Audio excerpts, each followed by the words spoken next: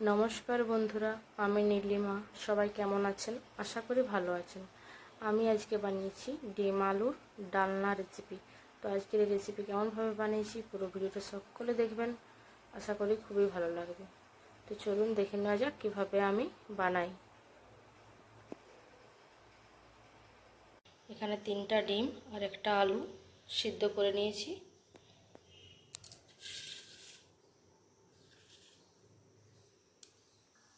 Gas জ্বালিয়ে নিয়ে কড়াই বসিয়ে দিয়েছি। কড়াইয়ের মধ্যে সরষের তেলও দিয়ে দিয়েছি। তেলের মধ্যে দিয়ে দেবো লবণ, দিয়ে দেবো সিদ্ধ করে রাখা ডিম,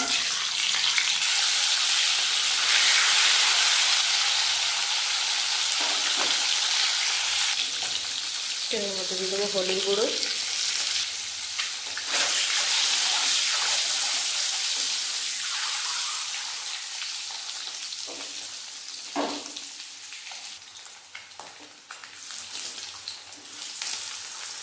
ডিম ভালোভাবে ভেজে নিয়েছি, তুলে নেবো।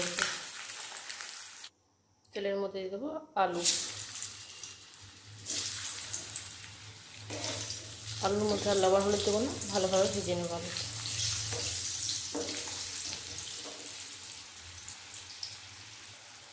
আলু ভালোভাবে ভেজে নিয়েছি, এরপর আলু তুলে নেব।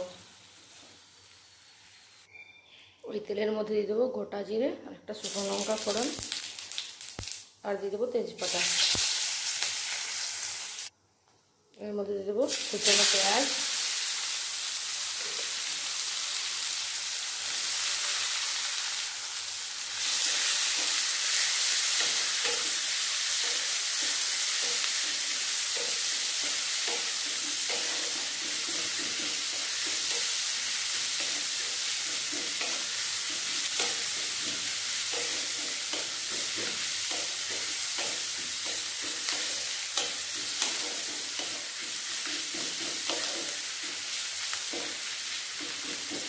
পেঁয়াজ ভালোভাবে ভেজে নেব লাল লাল করে। পেঁয়াজের মধ্যে দিয়ে দেবো লবণ,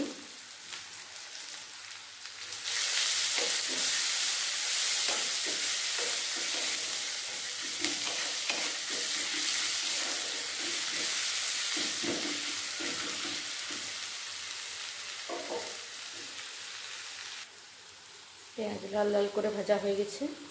এর মধ্যে দিয়ে দেবো আদা রসুন বাটা, এর সাথে দুটো কাঁচা লঙ্কা বেটে নিয়েছি।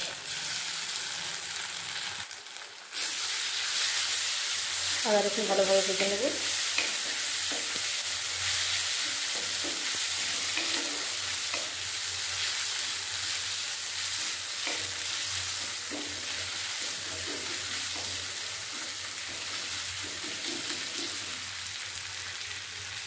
পেঁয়াজ আদা রসুন ভালোভাবে ভাজা হয়ে গেছে। এরপর এর মধ্যে দেবো একটা টমেটো পেস্ট,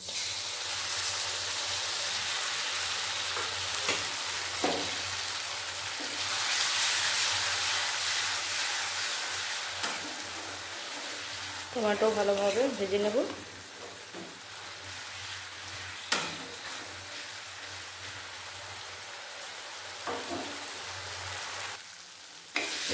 টমেটো ভালোভাবে ভাজা হয়ে গেছে। এরপর এর মধ্যে দিয়ে দেবো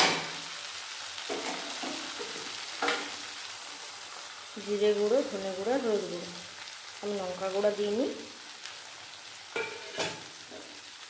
মশলা ভালোভাবে মিশিয়ে নেব।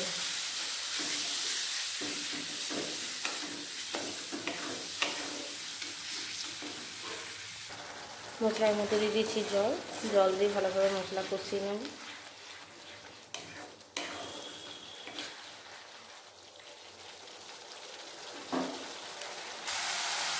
আবার ওপর দিয়ে দেবো গরম জল। আমি গরম জল দিয়ে মশলাটা কষিয়ে নেব ভালোভাবে।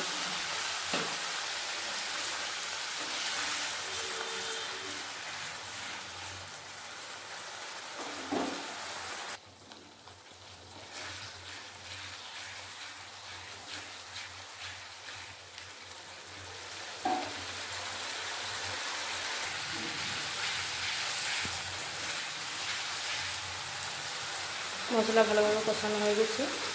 এর মধ্যে আলু দিয়ে দেবো ভেজে রাখা।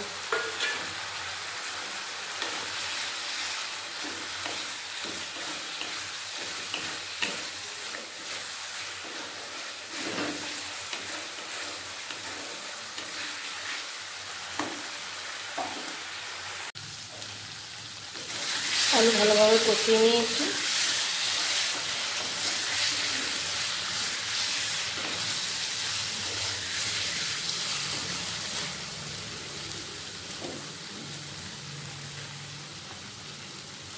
এরপর এর মধ্যে দিয়ে দেবো আমি গরম জল।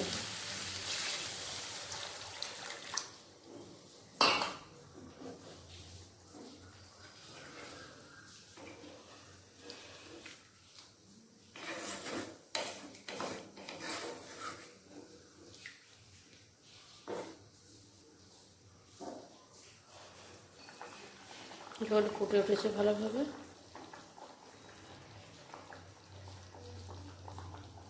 এর মধ্যে দিয়ে দেবো ডিম।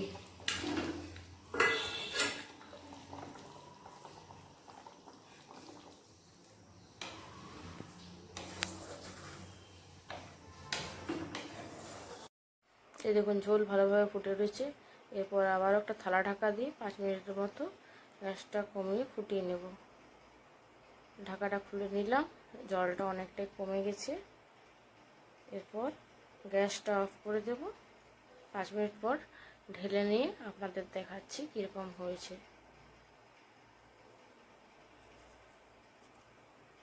এই দেখুন বন্ধুরা, ডিম আলুর ডালনা রেসিপি আমি একটা প্লেটের মধ্যে তুলে নিয়েছি।